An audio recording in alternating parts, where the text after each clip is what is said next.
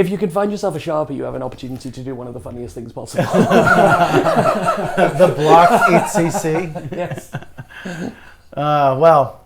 Thanks so much for coming on the show. Maybe we can start by talking a little bit about your background and just introduce the audience to yourself.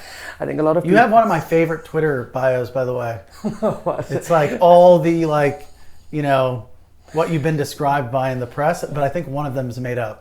I've had the absurdist from Bloomberg, a disappointment from my mother, utter bastard from James May, a scholar from CoinDesk with some of them. I find it funny where I think I've now posted my face so many times and become like the subject of so many memes that I will now walk up to bars and people will tap me on the shoulder and go, "Can I have a selfie?" And this terrifies me. Yeah. It's like I live in a forest in Yorkshire. This is not what normal life looks like. Well, before we get into the background, I have a theory about that. Go on. Because it happens to me as well, where I don't really get noticed in like big cities, but when I lived in Sarasota, that's where I got noticed the most. And I think it's because like people don't expect, it's more jarring to see someone like you in an environment like the countryside of Yorkshire yes. or me in like a beach town in southern Florida. Yeah, I can. And so you kind of, it becomes more evident of your being somewhere you don't necessarily if your belong. pattern matching works a bit differently like that, yeah. But like I said, I really enjoy walking through the streets of Paris for these because I see a bunch of people who through by reputation or just by shirt or what have you that I know. I was checking into my hotel and it turns out that the guys from Tenderly are there in mass and we all kind of had the pointing at each other Spider-Man moment going, "Oh, we're all staying here, it's wonderful." But yeah, for people who don't know my face, which is probably weird given I post it so much, my name is Laurence. Background-wise, I used to be an academic and I worked in financial risk in banking for many years. I did computer science. I was a Haskeller. I should, by rights, be working for Cardano. Nowadays, it's a weird mix between Solidity development. I work with Euler Finance now as part of their grand resurgence. I've also recently accepted some funding from Wintermute Ventures to work on something else, which to this day people are not entirely sure is real or not, and I don't either. That works very well for me. And I also spend time at law school now.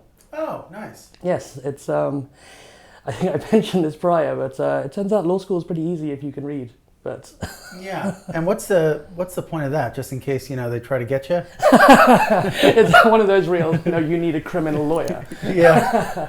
No, it's 2 years ago. I worked as a contributor to Indexed Finance, which was attacked, and once we identified the guy, we spent a pretty significant amount of time talking to solicitors, like white collar regulatory criminals, about what's the grounds on which we file a suit.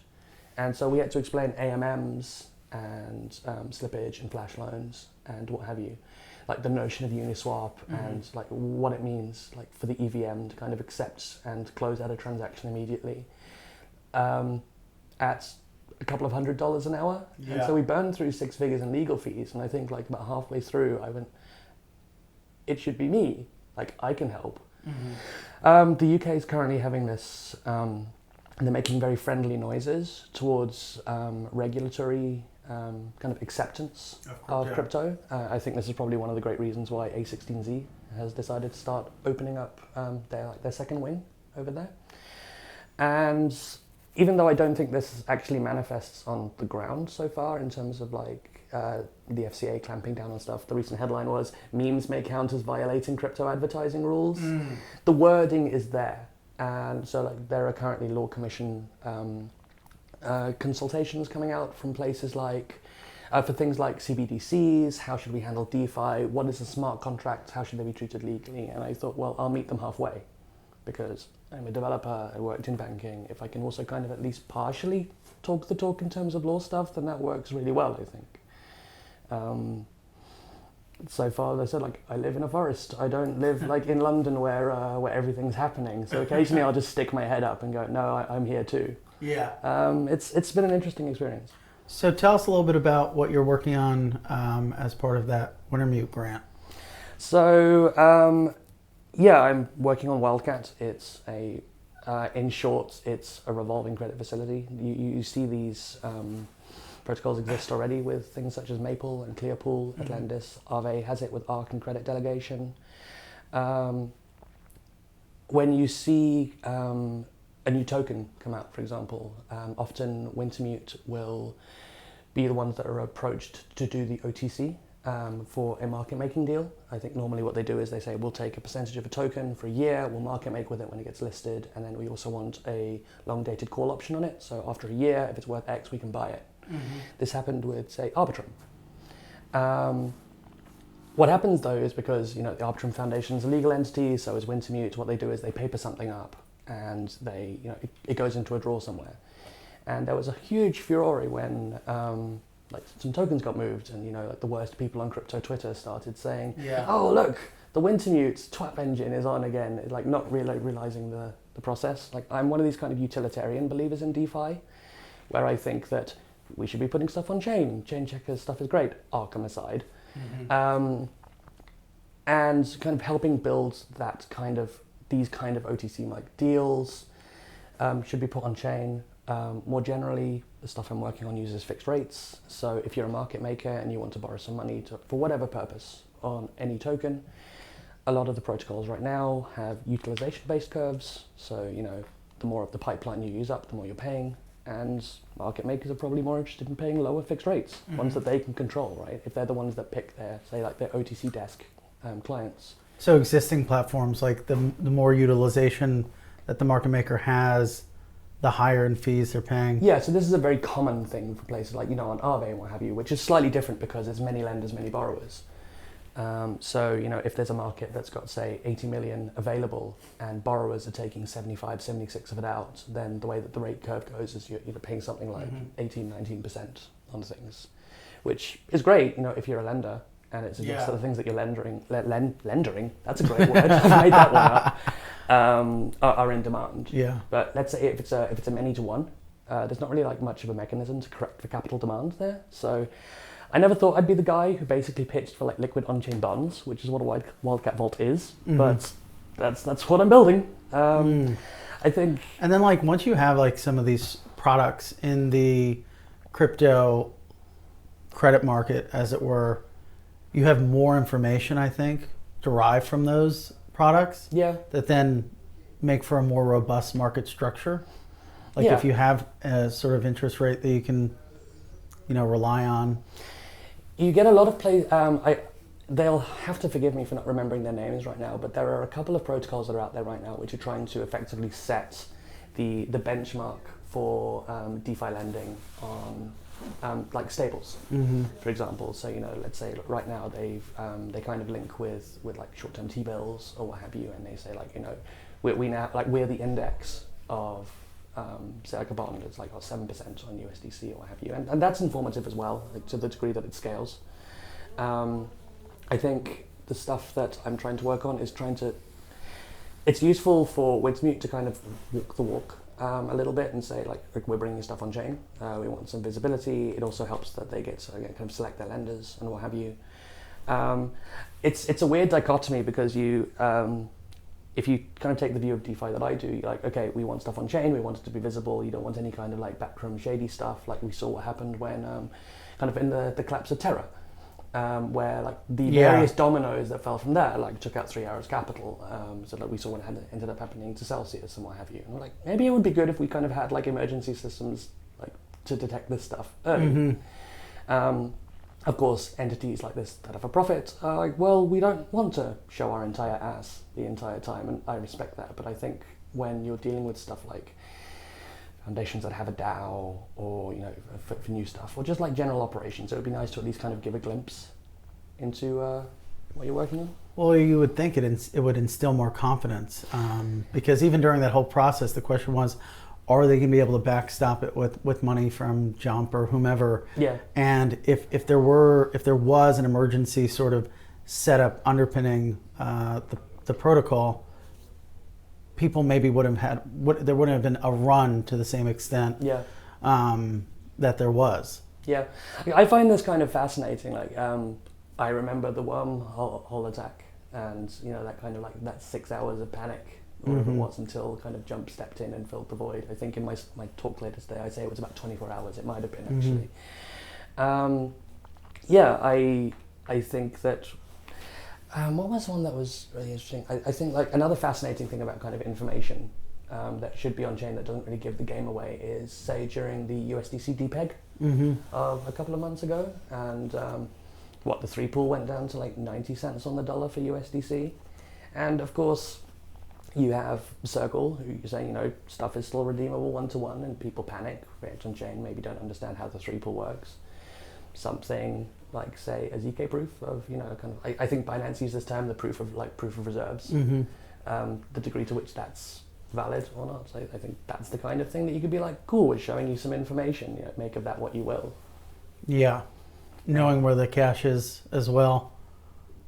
I mean, if they would have I think they were just too late in responding as well, which was part of the issue. I think if you work for a company like Circle and you realize like you're the focus of attention here, and having to go through lawyers because if you're under scrutiny, like they most certainly are, you kind of don't want to jump the gun. And I realized like I spend a lot of my time talking about this stuff and working on it in this kind of dichotomy where I go, stuff should be private, stuff should be decentralized, stuff should be kind of like we're avoiding middlemen and what have you. And at the same time, what's your mental model for that?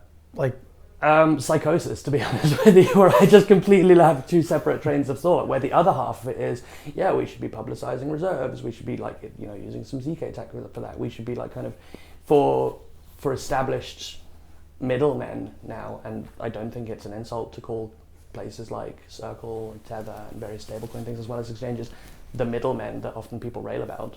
Like, you kind of have a moral duty to post stuff up, and a bunch of them are doing a really, really good job of it. I think that like for some market makers or various like say new token launches, there's more that could be done.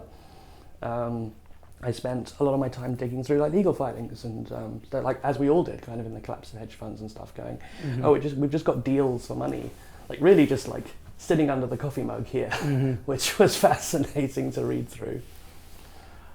I mean, those have been really wild to parse through.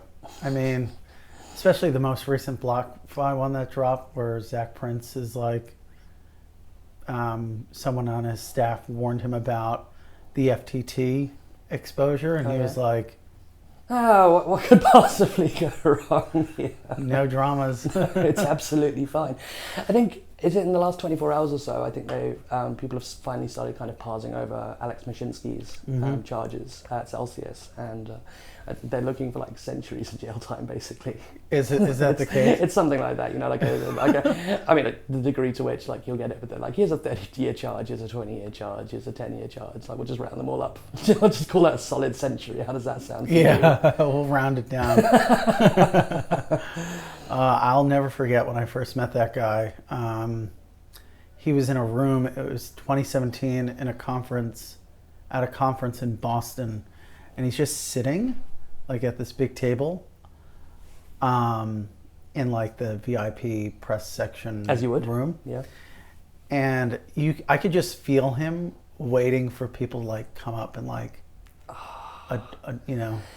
adore him. It's a weird personality thing for like people like that, when you're like, I recognize, I believe myself to be a big swinging dick. I'm anticipating being like, oh, I don't like it. Yeah. It makes me deeply uncomfortable. Relished.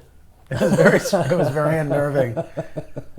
I've done a pretty good job for the most part of either staying away from or just not like engaging with people you would consider big names in crypto and exchanges, like for the most part. I think part of it's where I live. Part of it's when I come to these conferences, I kind of hide out for the most part. Like EthCC is an exception where I just sit in the pub upside and I just go, literally whoever wants to come. Well, now you're going to be, internationally famous after the scoop. I'm pretty sure after my Bloomberg article where they posted a headline and then a picture of me talking about hackers, I became internationally famous as well. But no, that's a very good compliment and true. Thank you very much. The degree to which I hope that thanks will hold, depending on how it goes. But I'm interested in kind of like how your experience has been here at EthCC. Is this your first time? This is my first one for EthCC. Mm-hmm. I've done the Paris Blockchain Week twice. It's definitely way more interesting because you have people building at the like blockchain level versus I feel like Blockchain Paris is like more like at the application level. Yeah.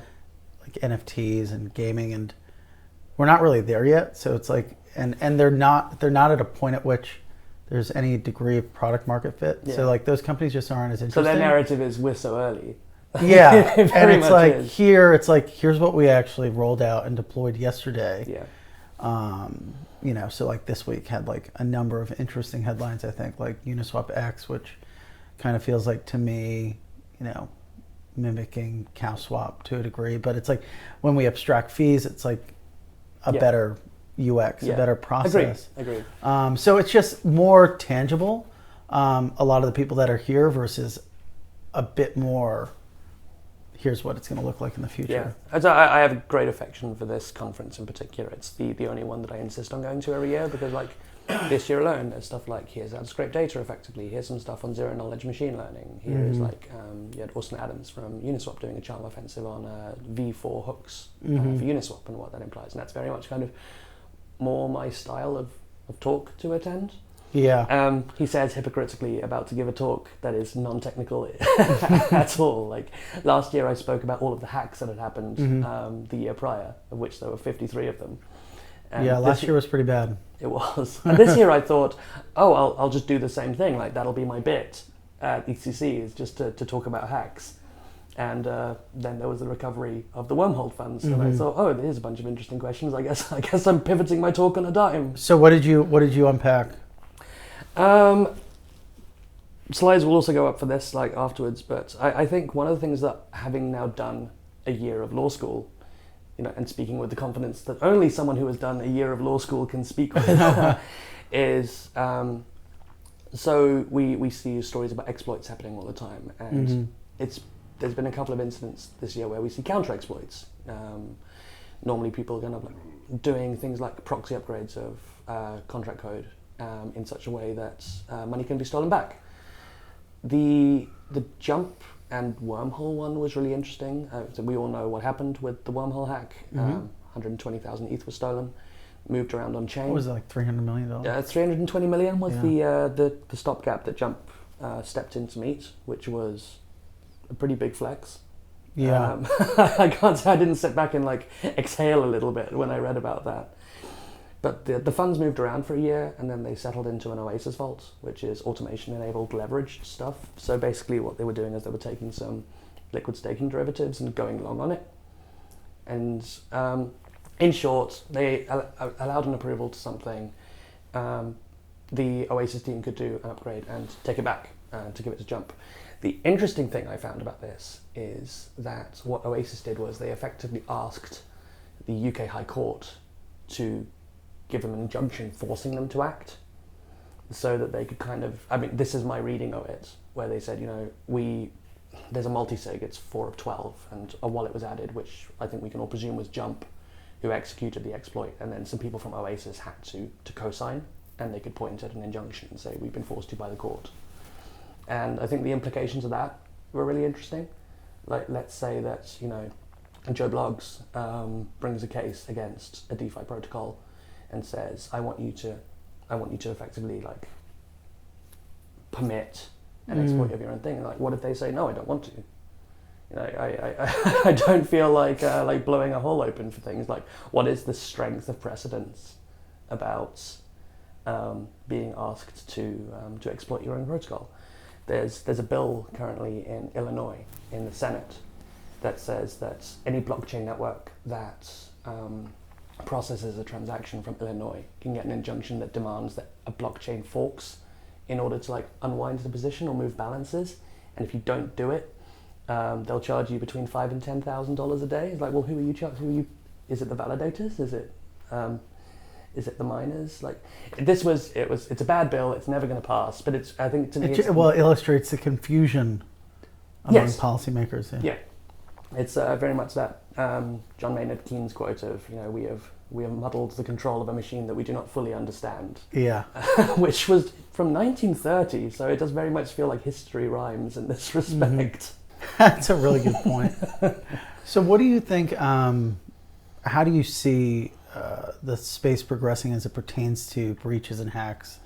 How do we get to a place where like it's never going to be zero, but less prolific? The answer is, in terms of kind of dissuading people from doing it, I don't think we do. Right? I think like perhaps the public policy answer there would be to say you are a psychotic thing, like you're only allowed to interact with a contract if the underlying token is a reversible variant, so that like you can countermand it like within like a week or something. That does not work. It's just not decent policy at all. It also completely blows up if you have a fully anonymous team, right? Who you can't demand any action of, and you're certainly never going to force a hard fork of things. I think you can educate about like this is what happens. Like I think people that have exploited things this year have had a really bad run of it. Like there's been a lot of like it's been taken back. People have been arrested. Do I have you like 10 miles from where we sit right now? The purported Euler attacker is sitting in a minimum security prison. Like he did a great job of that. I don't have a good answer. I don't pretend that I know what the right thing is for this. I think. Well, I wonder if it's like projects themselves sort of putting more money towards like white hat hackers and making the systems more robust. So you're kind of like the good guys are hacking before the bad guys get to. This is a really interesting kind of thing because like you can rely on white hats to a degree. There's always this discussion that pops up whenever like there's a big one where people say, well, the white hat should be eligible for 10% of all of the TVL as well if they find it first. It's like, well, that's not kind of how it works. Because in order to get that 10%, for example, you'd have to like actively pull out everyone's TVL. You'd have to like ruin a protocol in order to do it. Yeah. That kind of number only works if like it exists in like the treasury of a protocol, which might not even be liquid. I think there's also the answer, which would be is that you pour things into audits, but as we know, like audits themselves are not infallible. We've all seen cases where like you'll do 4, 5, 6, and then you'll make one line of code that'll blow something open, and it's anyone who reads this code, but like it's so easy to miss. Like even formal verification, right? Like I think like the optimal thing would be to use things like formal verification to like prove properties of contracts and what have you, but it doesn't scale, it's really expensive, and if it's something new then you have to spend possibly months like working out what like the properties are that you need to test, like, and there just aren't enough people in the world right now that are able to do that kind of stuff well.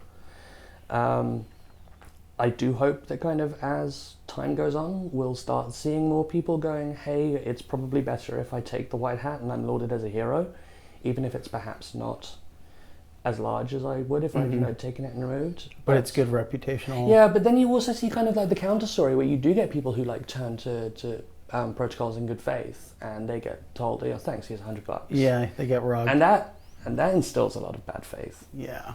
Like when it's got to be like a happy medium.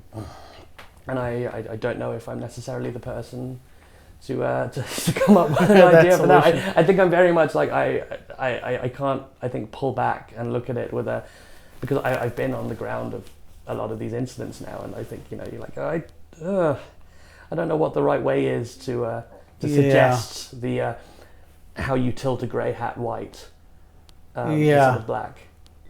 There's a joke about a black hat turns grey once they've laundered their money and been caught enough times. It's a terrible ink running joke. I'm so sorry for putting it on your part. I'm sure I've made worse.